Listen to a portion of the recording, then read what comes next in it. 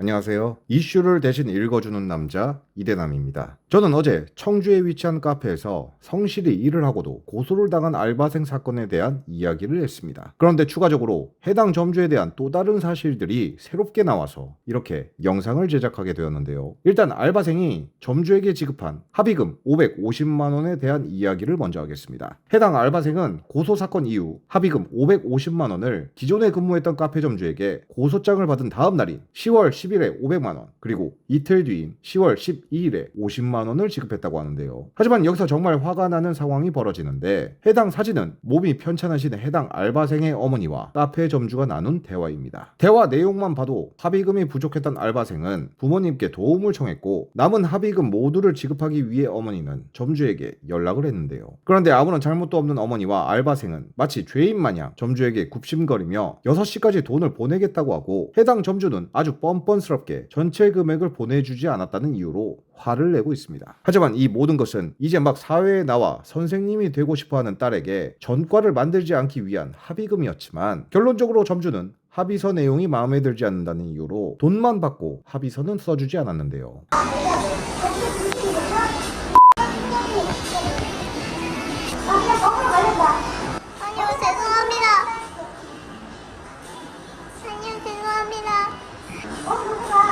네, 죄송합니다.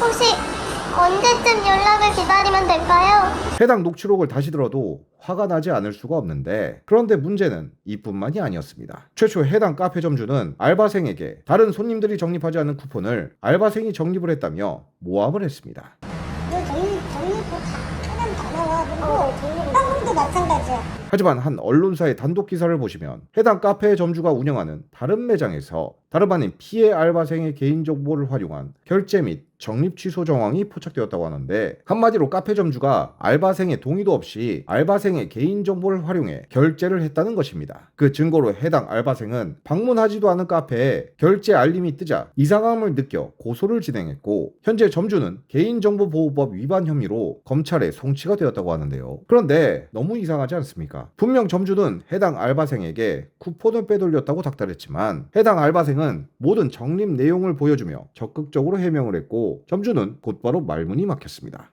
너 쿠폰!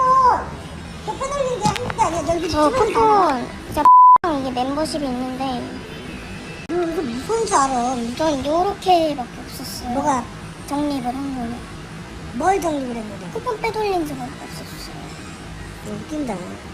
이렇게 고소를 하는 상황에서 해당 알바생의 개인정보를 이용해 다른 매장에서 결제를 진행했다. 사실 개인정보를 이용한 타이밍이 언제인지 알면 너무 좋겠지만, 정말 큰 문제는 아무리 점주라고 해도 타인의 정보를 가지고, 그것도 퇴사한 직원의 개인정보를 이용해 아무렇지 않게 결제나 적립을 할 수 있다면 이건 명백한 범죄 행위이며, 사실 백다방의 본사인 법원코리아의 관리 문제가 아닌가 싶은데요. 만약 타인의 개인정보를 이용해 결제나 적립을 점주가 마음대로 할 수 있다면 지금과 같은 상황에서 알바생은 자신도 모르는 결제와 적립으로 궁지에 몰릴 수도 있었습니다. 그리고 카페 점주가 해당 내역을 증거로 내민다면 경찰과 검찰은 물론이고 이 영상을 보시는 모든 사람들조차 해당 알바생이 잘못을 했다고 믿기 충분하지 않았을까요? 쉽게 말하면 점주는 언제든지 알바생들에게 죄를 뒤집어 씌울 수도 있었다는 뜻입니다. 그렇게 된다면 실컷 일을 시키고 월급도 주다가 알바생이 퇴사할 때쯤 피해 알바생처럼 횡령이나 절도로 고소를 해서 자신들이 준 월급 이상의 합의금을 뜯어낼 수도 있다는 것인데, 도대체 얼마나 관리가 안 되면 점주가 저런 짓까지 할 수 있는 것인지, 이건 사실 더번코리아가 해명을 해줘야 하지 않나 싶은데요. 그래야 이 같은 피해가 더 이상 발생하지 않을 뿐더러 청주 카페 점주처럼 악용을 하는 일이 단절되지 않겠습니까? 그리고 또 한 가지, 피해 학생이 점주를 상대로 제기한 공갈 협박에 대한 고소가 왜 무혐의로 처리가 되었는지, 혹여 개인정보를 이용한 수법으로 얻은 자료 때문인지 경찰의 입장도 꼭 들어봐야 한다고 생각하는데요. 이제 이 사건은 단순히 점주와 알바생의 문제가 아닙니다. 대형 프랜차이즈 가맹점의 관리 문제이자 대한민국 모든 알바생들의 권리를 지키고 가맹점의 시스템을 대대적으로 점검을 해야 하는 아주 큰 문제입니다. 그러니 이 사건이 널리 퍼질 수 있도록 많은 공유를 해주시면 대단히 감사하겠습니다. 오늘의 영상을 마치겠습니다. 시청해주셔서 감사합니다.